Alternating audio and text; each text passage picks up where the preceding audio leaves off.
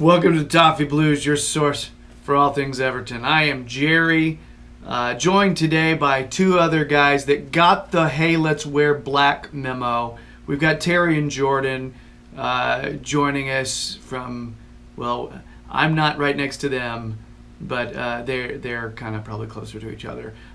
So everyone, we need to talk about the United match. That is why we are here on this segment. So let's begin with formation and selection. Thought it was kind of interesting how I see our selection and our formation listed on Twitter when I'm trying to check it out and everything. And then kickoff happens and all of a sudden the formation shifts into some other thing that was unexpected. So Terry, your thoughts on the hey, they're going to run a back 3/5. No, just kidding. How did you feel about the trickery? And if it was just silly or just kind of like, ha, you know what I mean? The kind of belly laugh or whatever. I don't know. I kind of liked it for some reason. I don't know why. Yeah, I enjoyed the little rope-a-dope that we did with that. Like, I saw the lineup, and obviously, you know, the personnel, you can't do anything else. There's just no one available. We've got Nias and Martina back on the bench, and Anthony Gordon as well. It was just like, oh, this team is stuck together with like sellotape and, you know, blue tack and but then I also don't like the five at the back. I never have. I don't think it suits Everton. Terry, as soon as I saw that, I was like, Terry's pissed. Yeah, but I wasn't too upset. 'Cause I was like, well, what else can he do? I was like, there's nothing else he can do with the players he's got available. He's got to do it, but we're going to lose because we just can't play this formation. And there was something else he could do. I don't think anyone expected what he did do, which 4-4-2. Pushed Mason Holgate into midfield. I was worried because I thought a middle three of Davies, Bernard and Iwobi, so that's going to be a mess. Like they're not. There's one central midfielder there, and he's going to, you know, he can't dictate to the other two because he's not that type of player. But then when it was lining up and it was 4-4-2, I thought, well, that's interesting. It's a lot simpler, but I was concerned. I was like, oh, Holgate probably won't be able to live in a midfield. He's, you know, his concentration goes when he's at centre back and stuff. But he, you know, proved us all wrong. He was absolutely outstanding. I mean, outstanding in the sense of, you know, he won all of his battles. You know, physically he was strong. He was quick. You know, he was athletic.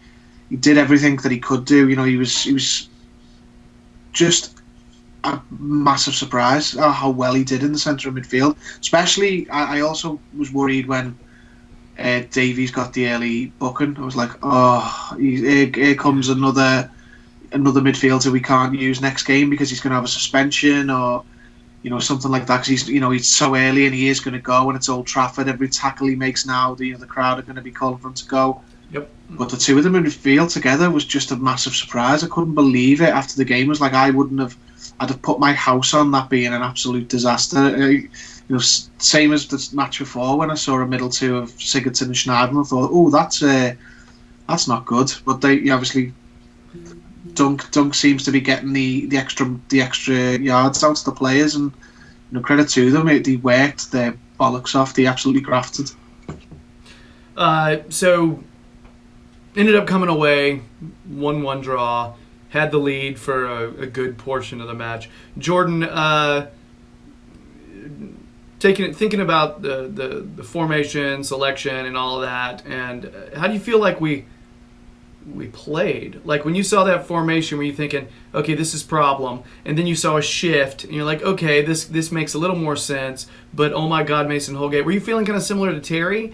And were you surprised the fact that we managed to grab a draw? Or were you thinking, hey, we deserved more? What are your thoughts on this? Mixed feelings, really. I mean, I made up with the point because I would have took it before the game.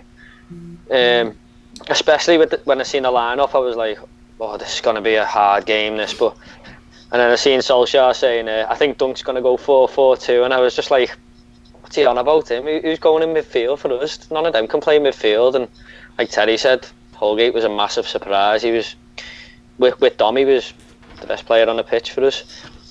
I mean, what I liked about him, he seemed to have like a very clever way of playing. Like he used his brain a lot. He didn't panic. He was composed. But yeah, on the result, I sort of knew it was coming, just because we really struggle to win at these grounds. I mean, I think we won once in 20 odd years or something, is it? It's just, I could see it coming. It's just, I mean, I remember a couple of years ago as well, we drew 1-1. We conceded in the last minute. It was a Zlatan penalty, and that was just going through my head all the time. Because it's just, we're desperate to win at these grounds, and we can just never seem to do it. But the way we played, I like the way the team's getting stuck in, like they did against Chelsea. But I'd like to see us put a few more passes together, just a little bit more. Because we seem to lose it a lot. I mean, there was a few times there where we were just like taking goal kicks, or we had a throw in. Next minute, Man United had the ball back straight away. Mm-hmm. So I would like to see us just once we get the team seems to be getting stuck in and winning the ball back. But when we get the ball, we just need to be a little bit more careful with our pass and play, I think. But overall, I'm not disappointed. I mean, 1-1 away to Old Trafford with the team we had, we'll take it, won't we? Yeah, when I rewatched the second half this morning, and their goal, I didn't think we did awful on their goal, if I'm honest. You know, we had somebody in his face. Mina was over there in front of him. He just didn't get that one knee down to kind of close that gap between his legs a little, you know. So he left that just one small window, and because it went between his legs, Pickford didn't get a good view on it. Still almost got to it. I didn't think we did awful for their goal, but I also think that they had more opportunities than we did. They clearly had more possession, but I'm not really sweating possession stats that much. I just look at how many opportunities they had, but we dealt well with them. You know, I thought we coped well. We're defending. We're just being smart. We're not obsessed with possession. We're focusing on keeping them out. We're playing smart. I think with Holgate, I give an example. My son, when he plays, he's a center mid. But when he plays out to the left, sometimes the ball doesn't come out there as much, and so he tends to let his mind will drift sometimes. And you can kind of see the concentration isn't always there. When you're in the center, you're always moving. You're always, and he does a lot better when he's always able to get on the ball, always moving. And so my kid makes less mistakes when he plays that position, even though he has more opportunities to make mistakes. Holgate, similar thing. He's constantly moving because the ball is so often in that area. And I think about center back as similar to a keeper, in that there's long stretches sometimes where you don't see the ball. And it's a concentration thing. Tim Howard, I remember Tim Howard, he would sit there and face 30 shots a game sometimes and make 30 saves. Where he would screw up is when he faced 2 shots a game. All right? Then we give up 2 goals. All right? So it's a concentration thing, and I think maybe that was one of the things that really helped Mason Holgate, being young, wanting to kind of constantly be a part of it. I thought he did great. And Dominic Calvert-Lewin. What? All right, we knew he worked, but I didn't see anybody working like that guy on Sunday. That was absurd. It was awesome. Winning everything. You know, even when it wasn't around him, he was sprinting to try to get something on it. All right? He was making other players, in my opinion, look slack for not running while the ball is in the air. You know how much ground you can cover when the ball's in the air? Calvert-Lewin was streaking. He's tall, he's strong, and he's got a leap, man. He was really impressive. He's doing everything except for scoring consistent goals, which I think, it's all about team results right now. But yeah, guys, DCL was the one. If I'm looking at my strongest performance, I feel like I'm not alone in that. It's sort of an obvious statement. But Terry, you also big on DCL? Yeah, he's been great the last couple of games, but historically, Calvert-Lewin's been better against the better teams. Like, he seems to be more effective when he's got to work. Put that work rate in against the teams that have got wide centre backs who have more of the ball. He's always struggled when he's playing against a team that are doing the same thing that we've been doing, like the low block, defend deep, work hard. That's where, when the work rate thing is nullified with Calvert-Lewin, that's when he's had his most ineffective games. But you always see him play well against like Man United and Man City and Arsenal and Chelsea in this recent the game before this one. He's just been immense the last 2 games, and it's just been, in a way, it's been made almost easy for Ferguson in the terms of team selection. I mean, I'm sure he'd like a couple more options, but he's probably just looked at it and said, well, Calvert-Lewin and Richarlison are my 2 most effective players. So what I'm going to do is I'm just going to put the 2 of them up front together, and then the rest of the team will just have their own very, traditional 4-4-2 roles, and they've just got to work hard and get the ball up to the 2 front men, because other teams aren't like used to dealing with that as much anymore. Like, this is what Burnley do. The way we're playing at the minute is how Burnley get their results. They just work hard, put the ball up to 2 effective front men, and get their goals like that. But at the minute, it's almost fallen together perfectly for Dunk, because these are the games where that will be the most effective. If we had to play Sheffield United and Burnley and teams like that in these games with these players available, I think we'd really struggle. But the fact that we're playing against much better teams, but not the very best teams, not the Liverpools and the Cities, we're playing against Man United, Chelsea, we've got Arsenal coming up. These are the teams who won't come back and have a low block and defend against us. So it makes for a more suitable game for a Calvert-Lewin and players like that. And the likes of Holgate in centre midfield would work against only probably some of these teams. It would not work against the more industrious, combative teams. So I'm over the moon with the performances, especially of Calvert-Lewin and Richarlison the last 2 games, just because they've really dug it out for us when we need them to, and it's probably turned a lot of people around to some other players. I think Calvert-Lewin was not everyone's favourite player at the beginning of the season. I think when he missed the chance at Villa and he wasn't very good against Burnley, and the same could apply for a lot of other players like Holgate and what have you, Davies. They're proving their worth now when it's a siege mentality, and they will fight for the club, they'll fight for the badge, and that's all you can ask for them at the minute with things as they are. You mentioned Richarlison. I felt like Richarlison worked hard, put in the work ethic, but it wasn't really his best game. It seemed a lot of times he was trying to get some things going, and when he moved over to the left, he had some trouble getting by Wan-Bissaka, but a lot of people do. He's a good player, really good defender. It didn't seem like it was his strongest game at striker, because he had some quality defenders on him, kind of bullying him a bit because he's smaller than Calvert-Lewin, but still he kept the work rate up, which always helps. I think what was interesting about Calvert-Lewin for me was he just combines really well with other players. His hold-up play, and then he finds players, and he's constantly streaking into space. There were several times where he had runs where he was wide open and the ball just didn't quite make it to him.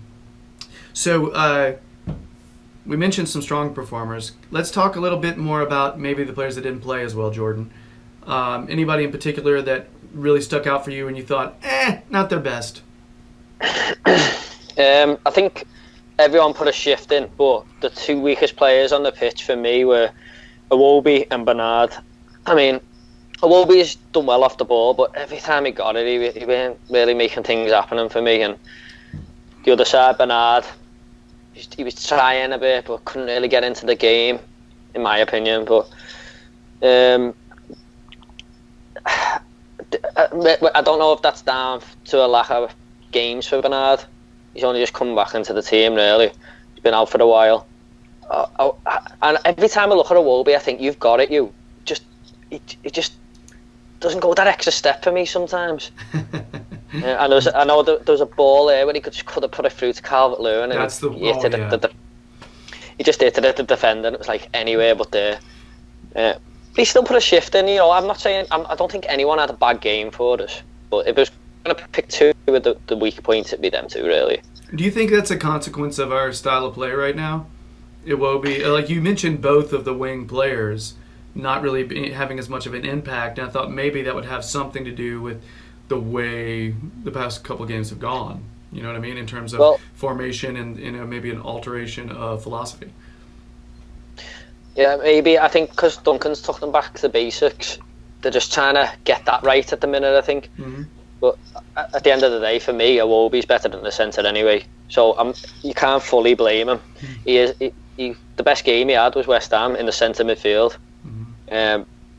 And Bernard, probably a bit of match fitness, because he usually plays better when Dean's behind him. And I know Baines came on and was brilliant, but Dean and Bernard link up a lot, and I don't know if he's quite got it with Baines yet, because it's probably his first game together with him.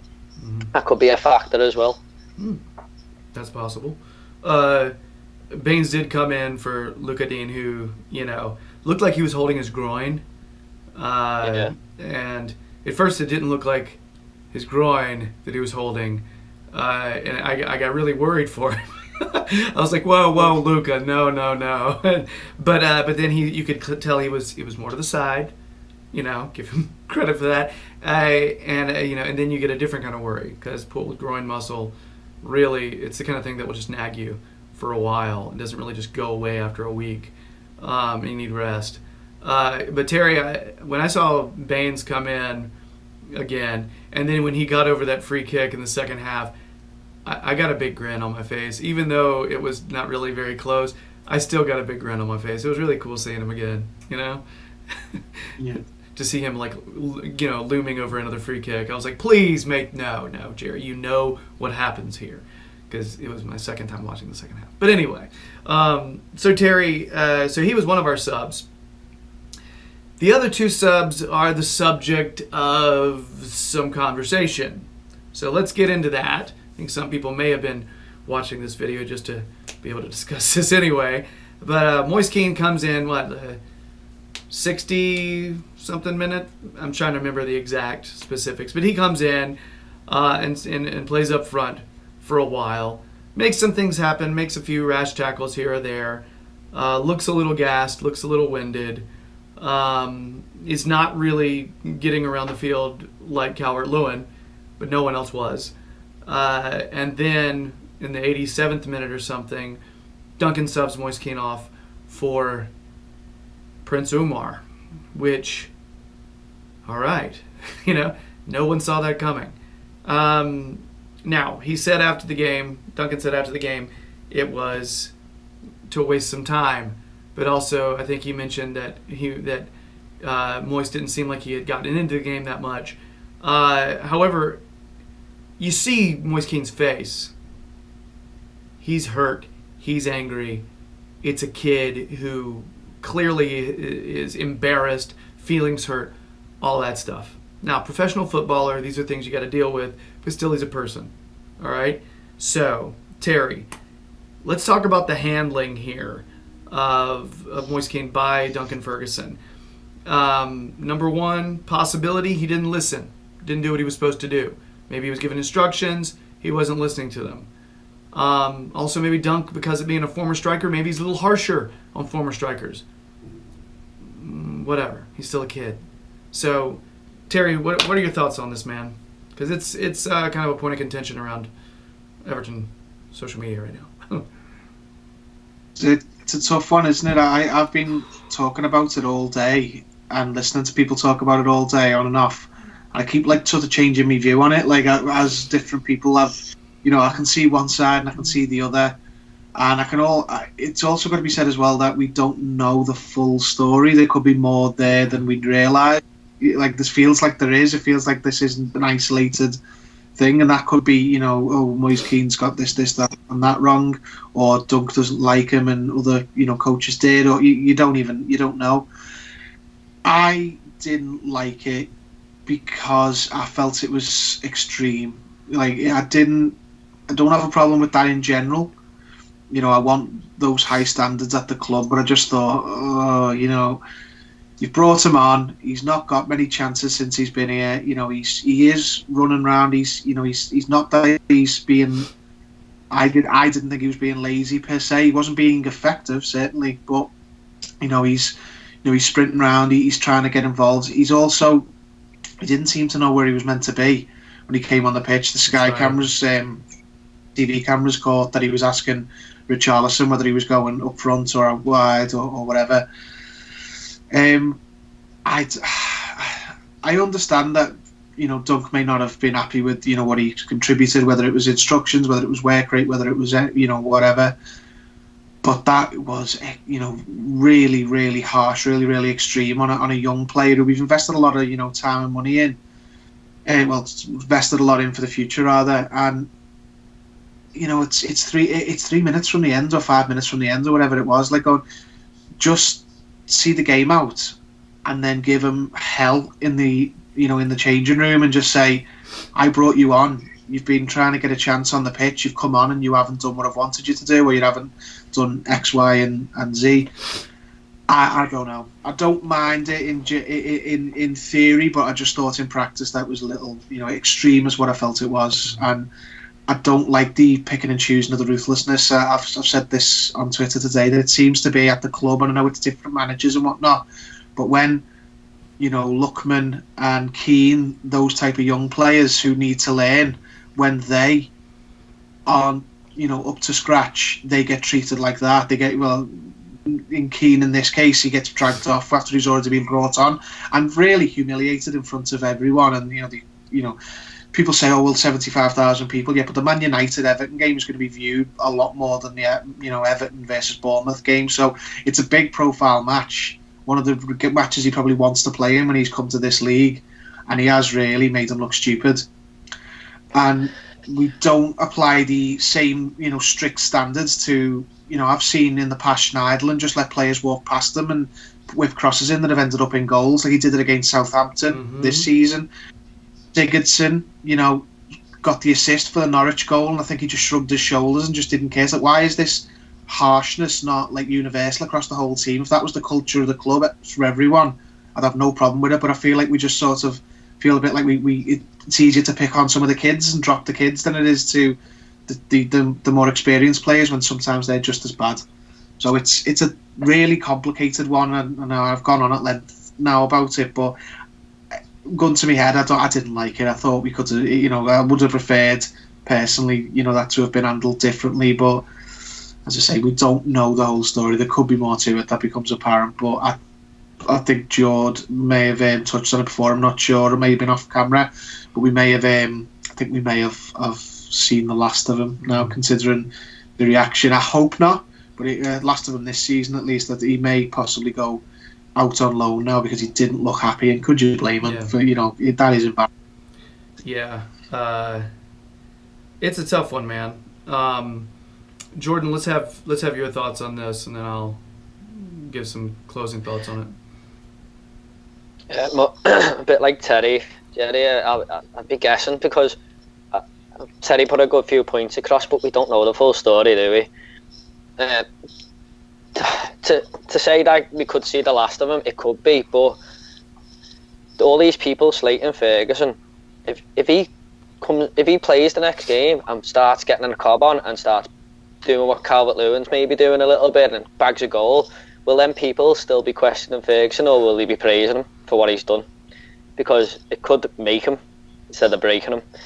But when the game was on, I didn't really. Yeah, I agree with Terry. I didn't really like it. I mean, I didn't see him. I didn't think he looked lazy or anything like that. But I've seen a few people at the match saying that he did. Whether they're defending Ferguson or not, I don't know. But on what I seen on Sky, it was I thought he was doing all right, to be honest. I mean, he weren't like setting the world alight, but he was trying. You know what I mean? I thought anyway. But like I said, we don't know the full story. I know he's been late to team meetings or training a few times, so I don't know. We just don't know. It's behind the scenes. I really can't answer this, Gerry. I really don't know the full answer. Yeah, it's tough. It's tough to sit there and weigh in and give like a genuine opinion about a situation when you don't fully know it. And that's why I'm trying not to complete. But I mean, it's impossible to ignore the kid's face. All right, it's impossible to ignore the kid's face. Ignore when you watch him walk down that line to go head to the tunnel. I don't need to see his face. because I can check his body language. I'm watching what he's doing. That's angry, hurt, embarrassed, all of these things put together. That's tough to come back from. But what you mentioned, Jordan, was a point I was going to make about could it make him rather than break him. I've got one of my kid plays in this Latino league, and one of our friends coaches his son's team, and his son's a great player, older kid, and he's the best player on his team. Well, in their little championship game, the dad didn't feel like the son was taking control of the game the way he thought he should have been. He thought his kid was shying away from responsibility instead of actually going after it. And so what he did was he benched his kid the rest of the championship game. And his kid's team lost by like 6 goals because he benched him, And I asked him about it later, and he said, I'm trying to make an impact on him for a long time. For a long time. He said, I'm trying to, and that's a parent to his kid. That's different, though, than a manager to a player a bit. That's different. When you're the parent, you can make those kind of, but is it the kind of thing where Ferguson is thinking, I would want somebody to do that for me? Is he thinking like that? I don't know, man. There's just too many unknowns here. It's, so. The only thing I'll say is, the only little bit of evidence that made me think that it runs deeper than just wanting to make a change was like Ferguson didn't even acknowledge him when he brought him off, didn't put his arm around him. So maybe I think it runs a little bit deeper than what Ferguson's letting on. And if it does, Ferguson hasn't exactly threw him under the bus, which is a bit better, a bit of decent management. He hasn't come out and said, he's not trying, he's too lazy, he's not doing it in training. He hasn't come out and said that, if that is the case, which is a little bit it's good management, but on the other hand, it might have been an inexperienced management as well. He could have just told him after the game, like Terry said, it was like 5 minutes to go or something. And I got to be honest, he was not the worst performer on the field when he was out there. He was not. I did think he was walking, jogging to certain situations where he could have been all out sprinting. But again, that could be a fitness thing. And if that is a fitness thing, then maybe he shouldn't be playing right now. But at the same, and I noticed he put in Omar, who, let's be honest, guaranteed to run, isn't Omar? That's the one thing you're going to get from him is running. Yeah. All right? So it seems like that may have been something to do with it, To be honest, the last players I would have brought off on that pitch with Calvert-Lewin and Charleston, they were our outlet. They were holding the ball up. They were the last 2 players I would have brought off. So you had Cuco Martina and Anthony Gordon on the bench with Tosin and Niasse. Now, for me, you're bringing Tosin and Niasse on because if you bring Anthony Gordon or Cuco Martina on, it'll probably upset the play a little bit more, whereas Niasse or Tosin could just stay up front. So I can see, could it be down to just the fact that he's got a threadbare squad? I mean, putting Anthony Gordon and Martina on could be a little bit of a risk while you're trying to snatch a draw. It only takes like Anthony Gordon to give the ball away because he's inexperienced, and man, you go and score and it breaks him. You know what I mean? It's a really tough one. You've got to look at it from all different angles. Yeah, I think that's the cool thing right here is we're getting a lot of different angles in this conversation, and of course you can go on social media and see a lot of different angles too. I'd just be really curious. I hesitate to totally, blame all on Duncan, and I hesitate to blame it all on Moise Keane because I don't know it all. But usually conflict, it's a little bit of both. That's just a really safe thing. That's usually the way it is. Any closing thoughts here, guys? Just say it's a bit of a shame that the substitution has overshadowed us playing well with the threadbare squad, and it's just something for all the journalists to talk about, isn't it? I mean, they'll be all made up with that. Yeah, I mean, good, brilliant point though. An absolute miracle to get anything with the team so threadbare. I said when I was watching it, if we get anything here, it's absolutely fantastic considering how many we've got 6 central midfielders and 5 are injured. And that's just not including the other players like Walcott and, you know, Sidibe and stuff. We really are just the walking wounded at the minute. Great. Yeah, we're only 15 minutes away from the 3 points as well. We could have won it. Yeah. I was all right with that draw. I was, you know, so yeah, not the worst result in the world. And also, just want to bring attention to the fact that they did not get a penalty. There were no penalties for United in this one, as we were all expecting it. Every time a United player went down in the box, we were expecting it, and credit, it didn't happen. Normal refereeing seemed like it was happening. That was nice. Different. Yeah. All right. That's it for our United Extra Time segment. If you're digging the videos, please subscribe to the Toffee Blues YouTube channel. We'd really appreciate it. If you want more Jordan, check out his Twitter. He's got a film blog on Instagram. Check that out. If you like movies, if you watch movies, any kind of moving pictures, Jordan will talk about that kind of hot stuff. So yeah, you can tell behind him he has lots of stuff. Yeah, he watches. Terry, yeah. Look at see there. You got the peak. Yeah. Terry hates movies, so that's the best way to introduce him. Now, you can tell behind him he hates them.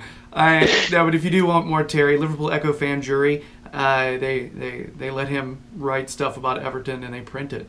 There you go. Check out his Twitter. He'll tell you when and where he's going to be there. And also, he roams the streets looking for hugs. I can only assume he's looking for more. He's looking for more skin tonight.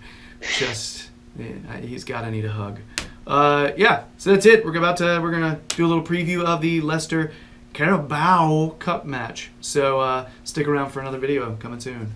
Bye.